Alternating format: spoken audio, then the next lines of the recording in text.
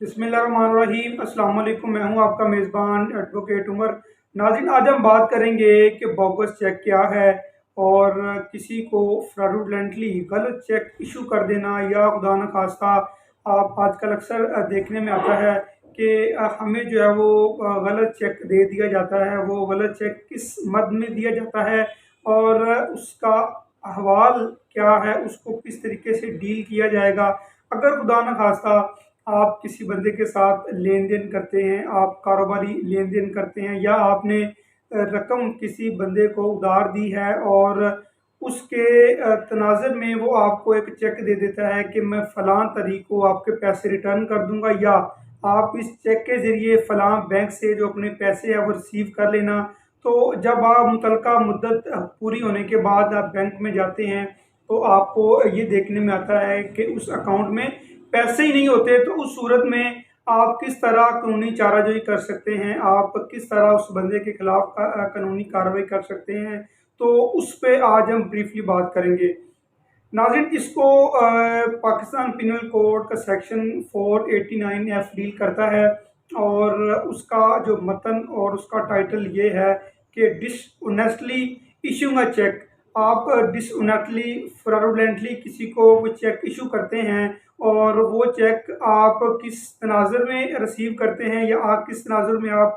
देते हैं, वो आप किसी जो लोन है उसकी मद में या आप किसी एग्रीमेंट की मद में या आपका कोई कारोबारी लेन देन इस तरह का होता है कि आप ये समझते हैं कि मैं ये बतौर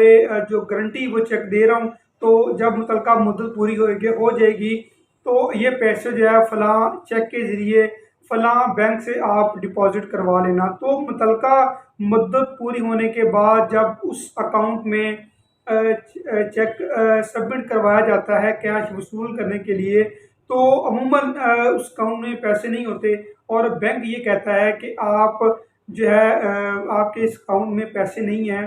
तो बैंक आपको एक स्लिप लगा के साथ देता है और उस स्लिप पे ये मेंशन उसका अकाउंट का स्टेटस लिखा होता है कि इस अकाउंट में पैसे नहीं है या वो अकाउंट बंद हो चुका है। तो आपने उस हवाले से तो फर्दर जो आपने स्टेप लेना है, सबसे पहले आपने उस बंदे को अप्रोच करना है कि आपके उस अकाउंट में पैसे नहीं है, आपने मेरे साथ गलत किया है, आपने मेरे साथ फ्रॉड किया है, तो आप मेरे जो पैसे हैं वो मुझे वापस करें। अगर वो पैसे वापस नहीं करता तो आपने एक एफआईआर की सूरत में इसको डील करना है। एफआईआर देने से पहले एफआईआर का तरीकाकार ये है कि आपने थाना में, मुतलका जो थाना है, आपने उसमें एक एप्लीकेशन देनी है। एप्लीकेशन में सारे सरकमस्टांसेस जो आपने लिखने हैं कि मैंने फलां बंदे को इस मद में पैसे दिए थे, लोन की मद में दिए थे या कोई एग्रीमेंट की मद में मैंने उसको इतने पैसे दिए थे और उस तनाज़ुर में उसने मुझे एक चेक दिया था और मुझे कहा था, मुझे इस बात की तसल्ली दी थी कि आप जो चेक है फलां तारीख को आप कैश जो है वो करवा लीजिएगा। लेकिन हमें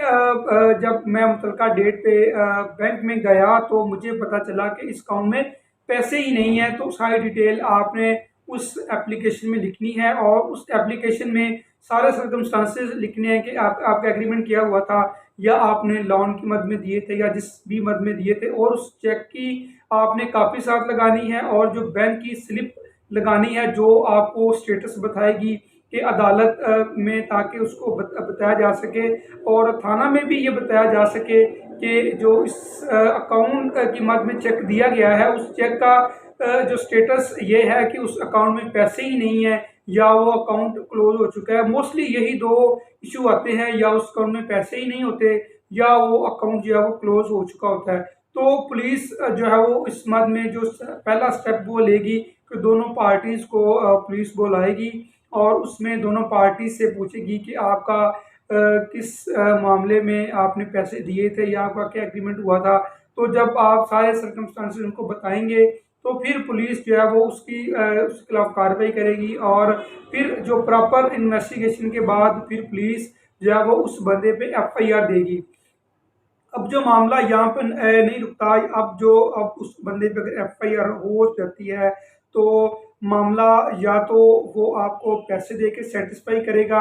या फिर जब ये मामला अदालत में जाएगा तो इसकी जो सज़ा है, वो इसकी सज़ा जो कानून के मुताबिक है, पाकिस्तान पिनल कोड के मुताबिक इसकी सज़ा 3 साल है। लेकिन ये जो इसमें बेनेबल ऑफेंस नहीं है, इसकी ज़मानत नहीं होती जब तक वो जो मुद्दई है वो सेटिस्फाई नहीं कर देता या अदालत को कोई इस बात की गारंटी नहीं दे देता कि मैं फ़लाँ तारीख को या फ़लाँ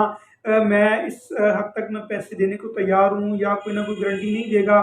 तो उसकी बेल नहीं होगी। वो उतने दिनों तक ही वो बंदे सलासस रहेगा। अब जो मामला आ जाता है कि सेटिस्फाई हो जाना, अगर वो आपको सेटिस्फाई कर दे कि मैं आपको इतने पैसे दे देता हूँ या इतने पैसे मैं आपको फ़लाँ तारीख को दूँगा, तो वो आप अदालत में कहेंगे कि आप इसकी स्टेटमेंट रिकॉर्ड कर लें, जो उसने पैसे दिए हैं वो बैंक में उसकी बयान जमा हो जाएगा और बैंक में जो दोनों पार्टीज़ के दस्तखत हो जाएंगे कि इससे मैंने इतने पैसे वसूल कर लिए हैं। अब फर्दर जो पैसे हैं, ये बंदा मुझे इतना टाइम मांग रहा है, और अदालत जो है वो आपकी कंसेंट पे, आपके बिहाफ पे अदालत उसको टाइम देगी, और मुतलका जो मुद्दत पे अगर वो पैसे देता है तो ठीक है, अगर नहीं देता तो अदालत उसकी बेल खारिज कर सकती है। तो इसमें जो 489F है, इसमें बहुत से लवाजमात हैं, इसके बहुत से एसेंशियल्स हैं। अगर हम उसमें मुद्दई हैं या हम इसमें क्रिमिनल्स हैं, तो उसमें दोनों एस्पेक्ट्स मुख्तलिफ तरह से हैं। तो आज हमने डिस्कस किया कि अगर हम मुद्दई हैं, अगर हमारे साथ फ्रॉड हो गया तो किस तरह हम डील करेंगे। अगर खुदा न खास्ता हम किसी को कोई चेक दे देते हैं कि हम फ़लाँ तारीख को पैसे आपको रिटर्न कर देंगे, तो हम पैसे अगर रिटर्न नहीं कर सके, कोई खुदा न खास्ता हमारी मजबूरी हो गई या हमारे साथ कोई इंसिडेंट हो गया, तो इस सूरत में हम किस तरह से हम अपने आप को सेव कर सकते हैं, परसूव कर सकते हैं, इसकी फर्दर डिटेल इंशाल्लाह नेक्स्ट मैं आपके आपके साथ डिस्कस करूँगा। अपना बहुत ख्याल रखिएगा। अल्लाह हाफिज़।